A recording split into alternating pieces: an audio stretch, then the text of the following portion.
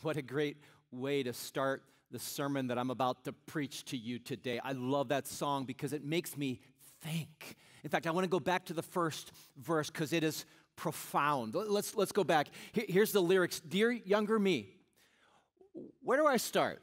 If I could tell you everything that I have learned so far, then you could be one step ahead of all the painful memories still running through my head. And here's the line that really gets me. I wonder how much different things would be, dear younger me.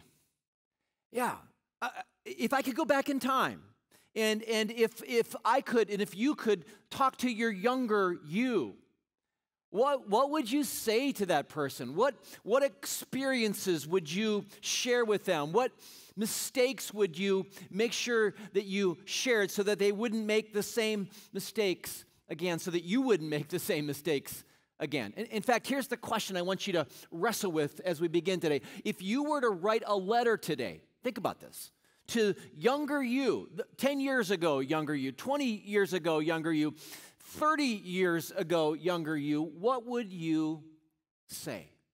What would you say? What would you say?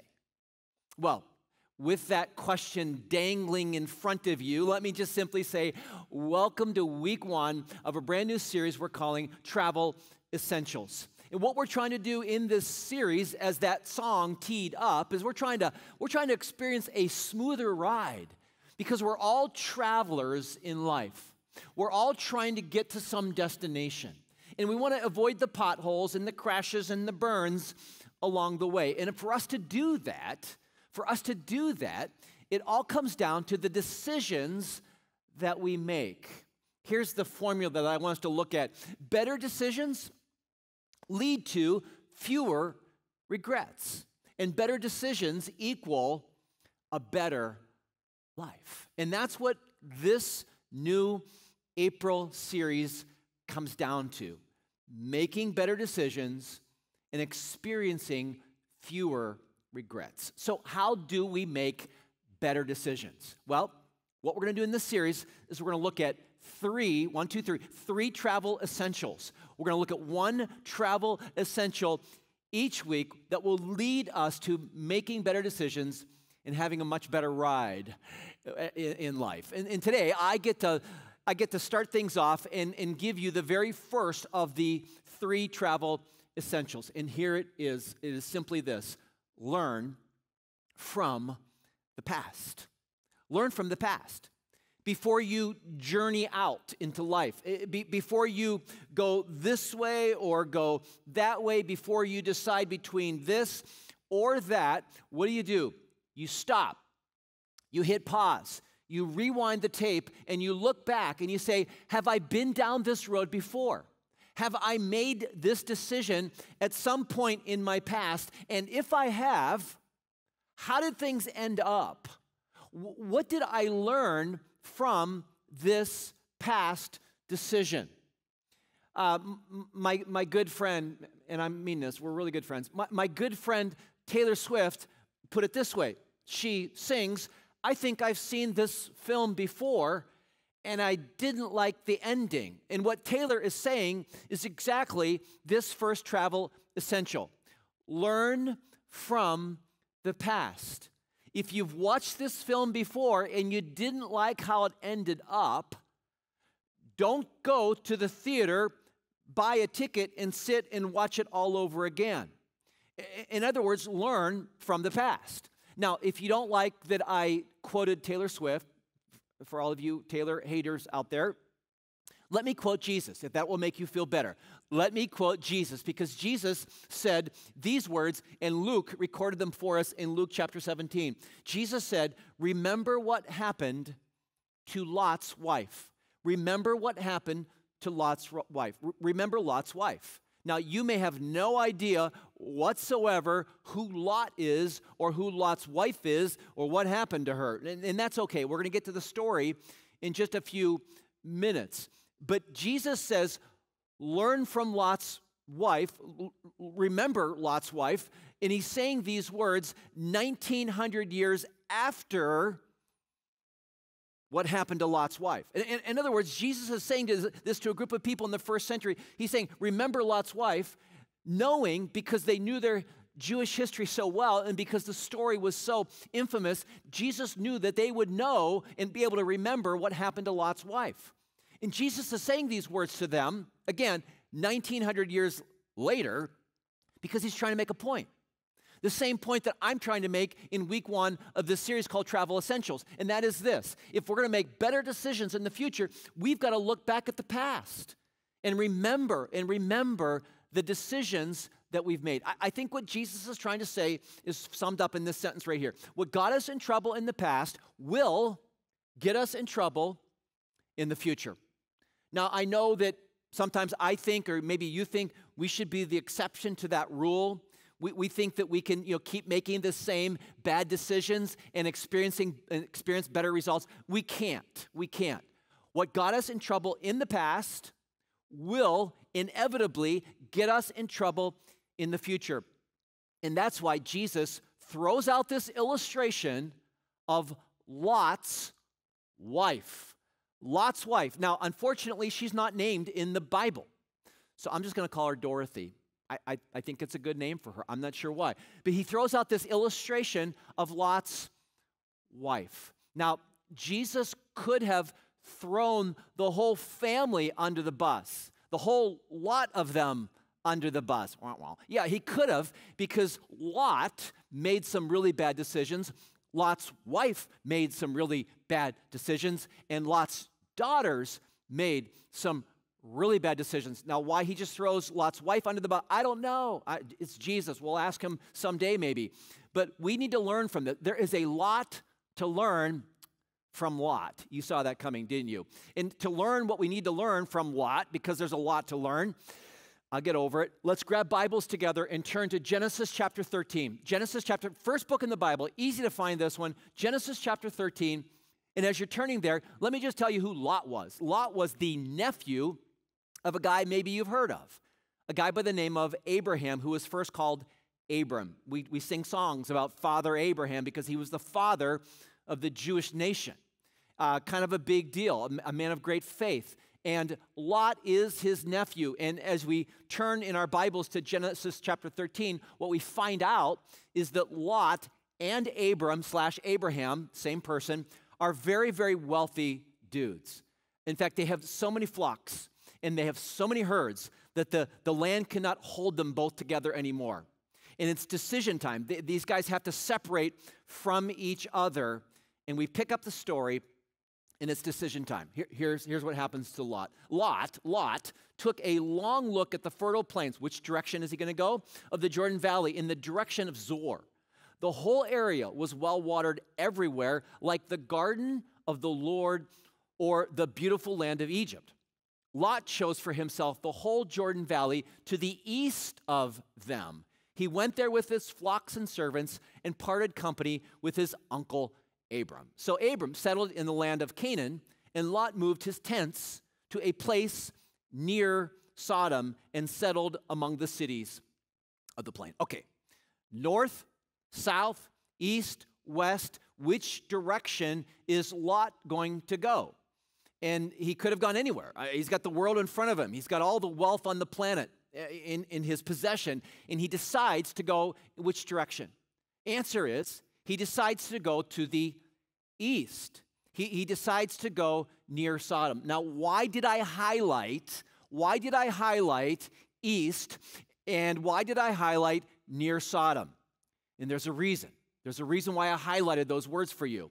And the reason is summed up in this verse right here. Let's go to the next slide. Here it is. But the people of this area were extremely wicked, and constantly sinned against the Lord. Okay. So he heads to this fertile area near Sodom, but what we also understand about this, it was not just fertile, it was filled with, here it is right here, wickedness. It was filled with immorality, not just like any kind of wickedness, but it was extremely wicked. And the people didn't just sin, they constantly sinned.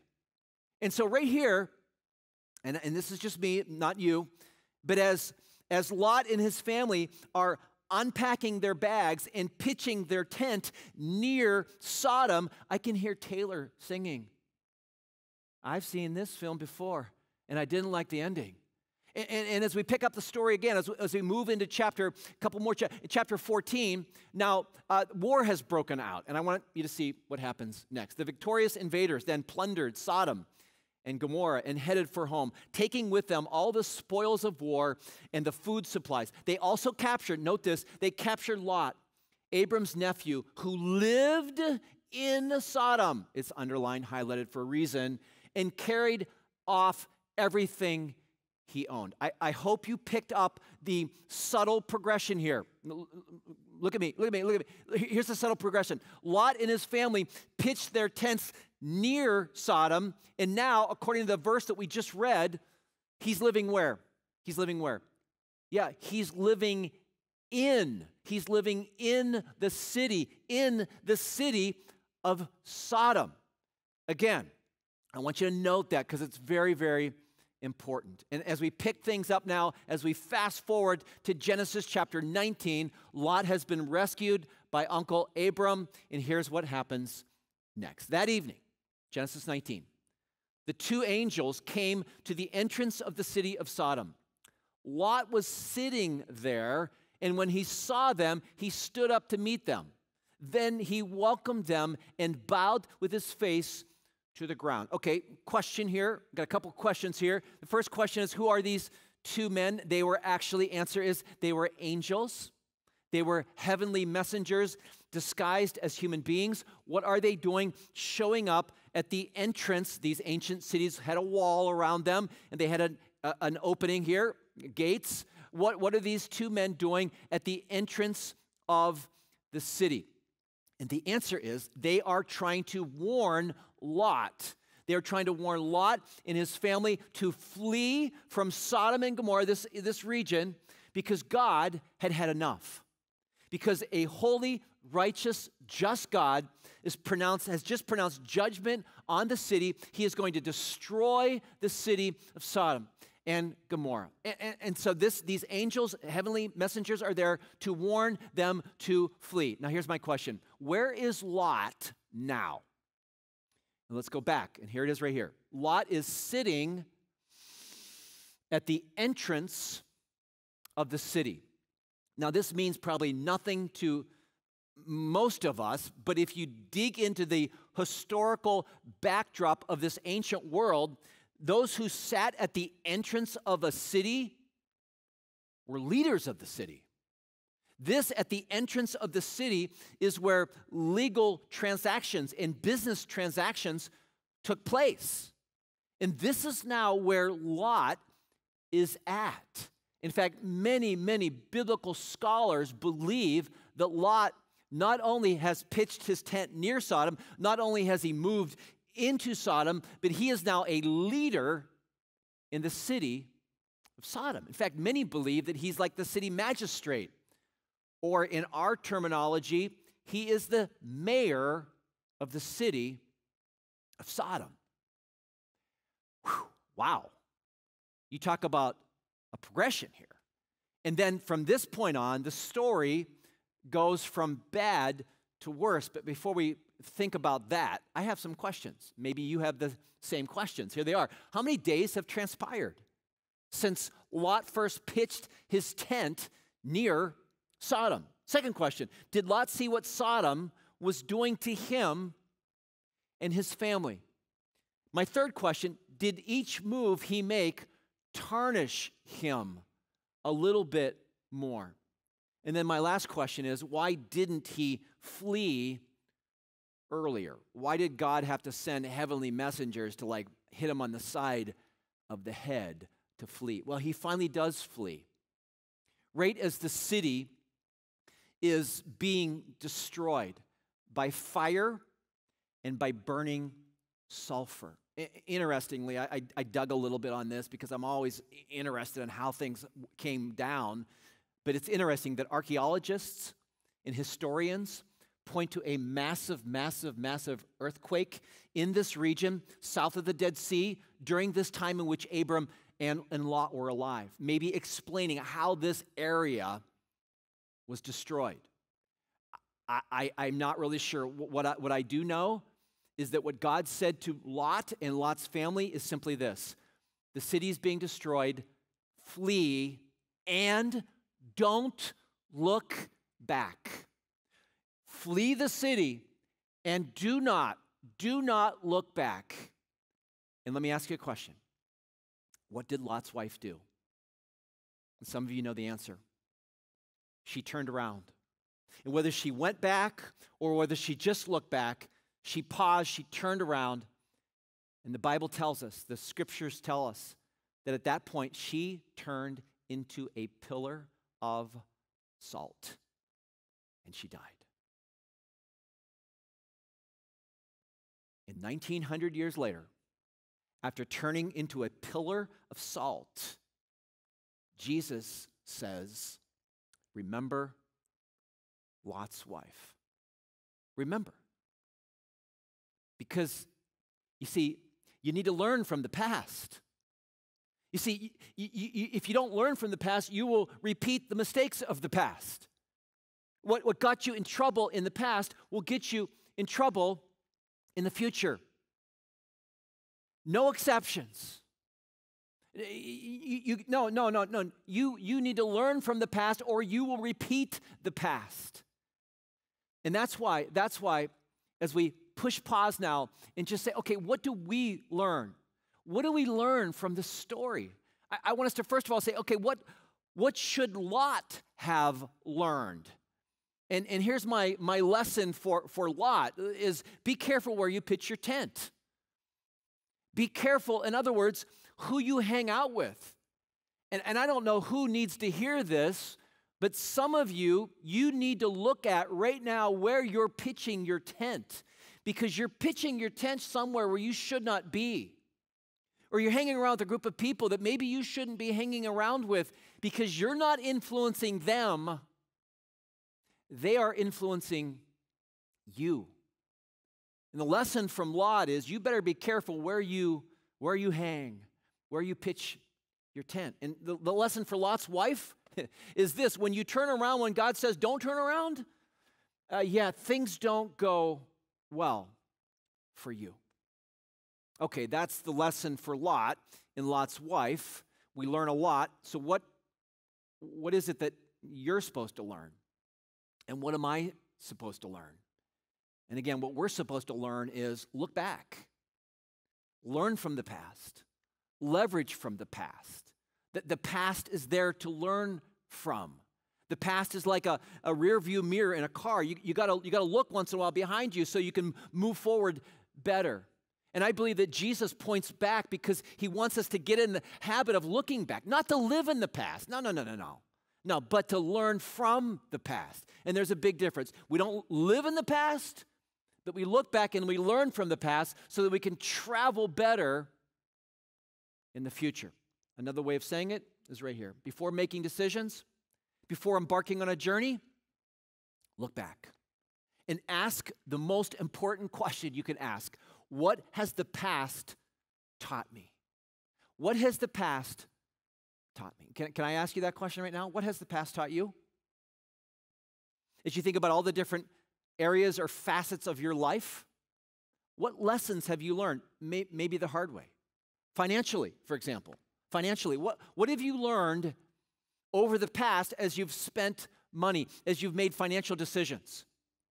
Because you need to ask yourself and answer that question before you walk onto the new car lot, or before you get to the mall, or before you type in Amazon.com, before you book that next trip.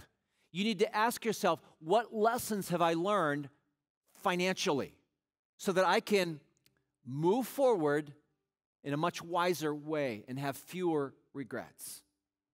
So what have you learned financially? Here's another area, relationally. What have you learned when it comes to relationships? And my guess is we could all maybe write a book on this one. I don't know. But before you go out with him, before you go out with her, before you walk into the bar, before you say yes or no to, do you want to spend the night? Before you put a ring on the finger, before you lose your temper, before you go all silent, you need to ask yourself, what have I learned? What have I learned relationally? What about this area, spiritually? What have you learned spiritually? What sins do you continue to repeat? What temptations tend to get to you every single time? Because there's a lesson there from the past that you need to learn. And what is that? What is that? And then the last area, just vocationally, what have you learned as a worker? What lessons have you learned? I could write a book on this one. I mean, one thing I've learned over the years that I've repeatedly made the mistake doing is allowing things that are broken over here to stay broken. Because I've got things to do over here. I don't want to turn and focus on the broken things. And plus, when you focus on the broken things, the things aren't working, you might ruffle some feathers, you know? And so I've tended to make the mistake of saying, you know what, that'll go away by itself. And it doesn't. It doesn't. That's just one thing I've learned vocationally. Well, what have you learned? Again, spiritually, relationally, financially, vocationally. What have you learned? And my guess is if you're anything like me, when I got to this point in the message, I started feeling kind of bad because I've made a lot of stupid mistakes. I've made a lot of bad decisions. And maybe you're thinking the same thing. In fact, maybe you're sitting next to your bad decision right now. Don't look at them. But let me just say this. Here's the common denominator that all of us have. We've made mistakes. We've made some really clinically stupid decisions. And that little formula that I put together that I hope will help you, it goes like this. Mistakes minus learning equals failure. But mistakes plus learning equals experience. And experience is our friend. Experience is our mentor. Experience is the most important teacher of our lives. Because here's the deal. If I don't learn from my mistakes and keep repeating them, I will continue to pay what I call the stupid tax or the dumb dues for every time I repeat that mistake. And you don't have to do that. And that's why Jesus says, remember Lot's wife. Remember to look back. What have you learned from your past so you don't have to keep paying the same stupid tax over and over and over again? Now, let's just we'll call this a pregnant pause, okay? And let me ask you, are you facing some decision in your near future? Or is there some important decision just out a little ways on the horizon of your life? And think about that. What decision or decisions do you need to make soon?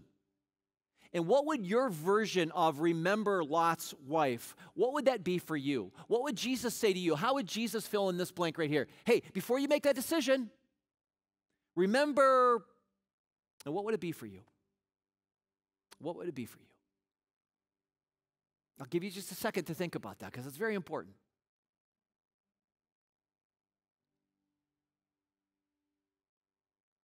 Remember, don't forget what you learned.